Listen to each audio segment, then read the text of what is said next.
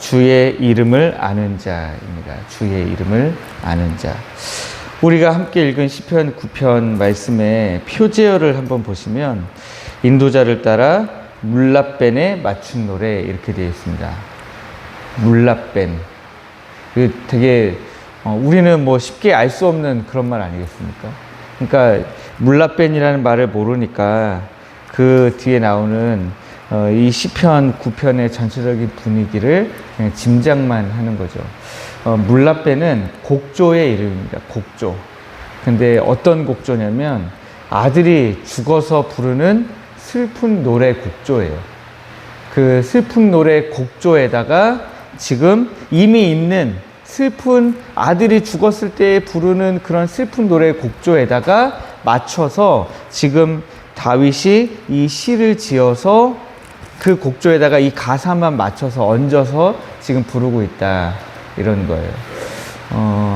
그런 노래들 꽤 많이 있죠. 우리 찬송가에도 보면, 우리 어르신들은 잘 안 보시겠지만, 저도 요즘에는 이제 볼 수 없는데, 예전에 이제 유럽 축구 보잖아요? 그러면은 손흥민 선수 뛰었던 토트넘이라는 구단 있잖아요. 이 구단이 이렇게 경기를 보다 보면 마지막에 이 토트넘이 시간은 거의 끝나가고 있고, 토트넘이라는 팀이 이기기 시작하면 그때부터 이 관중석에 있는 이 토트넘 팬들이 노래를 부르기 시작하는데 그 공식 응원가가 이렇게 들어보면 찬송가예요.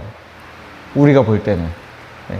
근데 그 노래는 원래 영국에서부터 오래전부터 전해져 내려오는 민요 같은 노래죠. 민요 같은 곡조에다가 우리가 이제 그걸 가져와서 거기다가 우리는 찬송가 가사를 얹어서 찬송가로 부르고 있죠. 그래서 그 노래 이렇게 듣다 보면은 토트넘 경기를 보면서 그 노래를 들으면은 야, 저 사람들 다 기독교인이구나 라고 생각하는데 사실은 그렇지 않다는 거죠. 그 사람들은 지금 우리나라로 치면 아리랑 아리랑 하면서 노래 부르고 있는 거죠. 네. 그러니까 이 물라벤이라고 하는 원래 있던 곡조에다가 근데 이 곡조는 굉장히 슬픈 곡조일 수밖에 없는 거죠. 아들이 죽었을 때 부르는 그런 노래다 보니까요. 너무 시끄럽죠, 이게. 네. 그래도 여름 동안에는 우리가 이 소리에 익숙해져야 됩니다. 네. 그래서 이 시편 9편 말씀은 정확한 정황은 알 수 없어요. 이 노래를 다윗이 언제 지어 불렀느냐, 우리가 그것은 짐작할 수밖에 없습니다. 뭐 아마 압살롬이 죽었을 때 부른 노래일 수도 있죠. 자기 아들이 죽었을 때에 그에 비견하는 그런 고통을 느끼면서 불렀던 그런 노래일 수도 있습니다. 아니면 뭐 자기가 이제 그 바세바와 사이에서 난 첫 번째 아들이 있잖아요. 그 첫 번째 아들 살려달라고 하나님 앞에 들어가서 아무것도 먹지 않고 계속해서 기도했는데 결국 죽었잖아요. 그때 불렀던 노래일 수도 있죠. 어쨌든 중요한 것은 다윗이 이 시를 쓸 때에 그 다윗의 상황이라고 하는 것은 아들이 죽었을 때 부르는 곡조에다가 맞춰서 노래를 불러야 될 만큼 정말 힘들고 어려운 상황이었다라고 하는 것입니다. 내 힘으로는 도저히 이 어두운 곡조를 멈출 방법이 없는, 물라벤을 멈출 수 없는 그런 상황이었다라고 하는 거죠. 그럼에도 불구하고 표제어는 물라벤에 맞췄다라고 해놓고서 1절과 2절 말씀은 도저히 물라벤에 맞출 것 같지 않은 그런 지금 가사를 부르고 있죠. 내가 전심으로 여호와께 감사하며 주의 모든 기이한 일들을 전하리이다. 내가 주를 기뻐하고 즐거워하며 지존하신 주의 이름을 찬송하리니, 이렇게 할 수가 없는 상황인 거죠. 네. 물라벤에 맞췄다라고 하는 말과 1절, 2절은 지금 출발부터가 완전히 반전인 것입니다. 어떻게 이런 일이 가능할 수 있는가라고 하는 것은 정말 신앙인이 아니면 이해할 수 없는 거죠. 어떻게 장례식장 같은, 그것도 내 아들이 죽은 것 같은 그런 슬픈 현실 속에서 하나님의 기이한 일들을 노래하며 감사하고, 우리 하나님의 이름을 부르며 찬송할 수 있는가라고 하는 것입니다. 왜냐하면 이 다윗은 주의 이름을 아는 자였기 때문입니다. 주의 이름을 아는 자. 그 10절 말씀에 보면 여호와여 주의 이름을 아는 자는 주를 의지하오리니 이는 주를 찾는 자들을 버리지 아니하심이니이다. 네, 여러분 주의 이름을 아는 자였기 때문에 다윗이 하나님께 감사와 찬양으로 이 시를 시작할 수 있었다면 여러분 주의 이름을 안다는 것은 어떤 의미가 있을까요? 여러분들이 아시는 주의 이름은 어떤 이름이 있습니까? 모세가 제가 우리 하나님 뭐라고 소개할까요? 그러니까 뭐라고 그랬습니까? 나는 스스로 있는 자니라. 네. 그 이름을 임마누엘이라 하리니 그가 자기 백성을 자기 죄에서 구원할 자이심이니라. 우리가 아는 우리 하나님의 이름이 굉장히 많습니다. 우리 하나님은 치료하시는 하나님이시니 여호와 라파. 여호와께서 그 산에서 자기 백성을 위하여 양을 준비하신 하나님이 여호와 이레의 하나님이시죠. 우리 하나님 우리에게 군대를 보내시는 하나님이세요. 마하나임의 하나님이시죠. 네. 하나님의 이름을 안다는 것은 굉장히 신앙생활에 있어서 중요한 겁니다. 가장 중요한 순간에 우리도 모르게 엄마! 하고 튀어나오듯이 우리가 신앙적으로 가장 힘들고 어려울 때 우리의 삶이 정말 이 물라변에 맞춰서 노래를 불러야 할 만큼 힘들 때 우리의 입술에서 뿜어져 나오는 그 여호와의 이름이 어떤 이름이냐라고 하는 것입니다. 여러분들은 이 아침에 어떤 여호와의 이름을 붙드십니까? 저는 약속을 하시고 약속을 반드시 지키시는 신실하신 하나님을 저는 늘 찾습니다.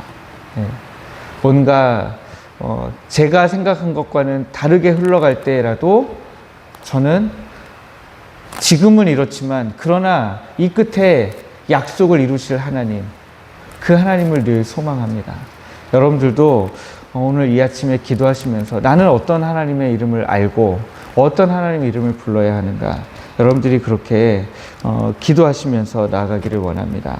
그런데 여러분 제가 건너뛴 것이 다윗이 오늘 알았던 그 하나님은 어떤 하나님이신가 보니까 8절 9절 말씀해 보시면 공의로 세계를 심판하시며 정직으로 만민에게 판결을 내리시리로다. 지금은 내가 아들을 잃은 것 같은 슬픔이지만 어때요?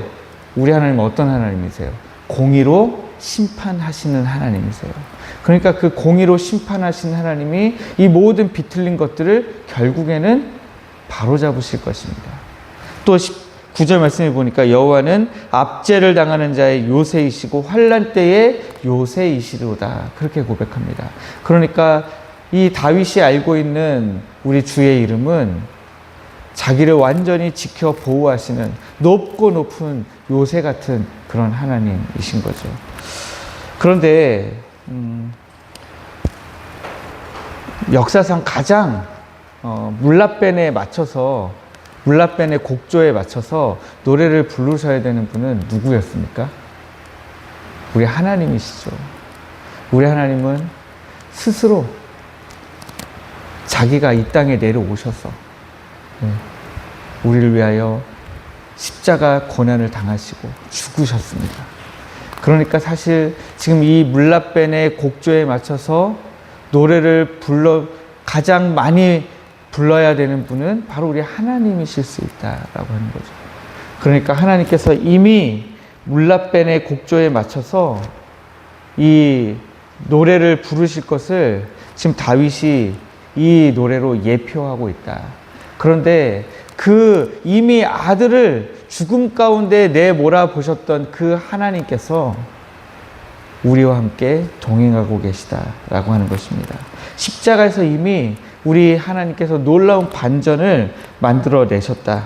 그러므로 여러분 오늘 이 새벽에 여러분들의 삶에 혹시 배경음악이 물라밴 같을지라도 여러분, 혹은 뭐 그 정도까지는 아니어도 내가 정말 내 삶에 가시 같은 거 하나만 있어도 힘들지 않겠습니까? 네. 다 괜찮은데 내 삶이 지금 너무 좋아요. 그런데 내 삶에 정말 조그마한 부분인데 그게 나를 정말 살짝 콕 찔렀어요. 그것 때문에 너무 아프고 너무 힘들고 다른 사람들은 이해 못할 아픔이 내 안에 들어올 수도 있거든요. 그럴 때라도 이미 십자가에서 승리하신 예수 그리스도의 이름을 부르면서 우리의 영원한 요새이신 주님 앞으로 피하시는, 주님께 피하시는 놀라운 은혜를 이 아침에 누리시기를 원합니다. 우리가 이렇게 기도하기를 원합니다. 환난 날에 요새이신 하나님, 이 새벽에 우리가 사방에 우겨쌈을 당하여도 낙심하지 않고 오직 주의 이름을 의지하여 기도하게 해달라고 우리가 그렇게 주님 앞에 부르짖으며 나아가는 이 새벽 되시고, 또 그런 가운데 하나님의 은혜를 온전히, 하나님의 평안을 온전히 누리시는 여러분들 되시기를 주님의 이름으로 축복합니다.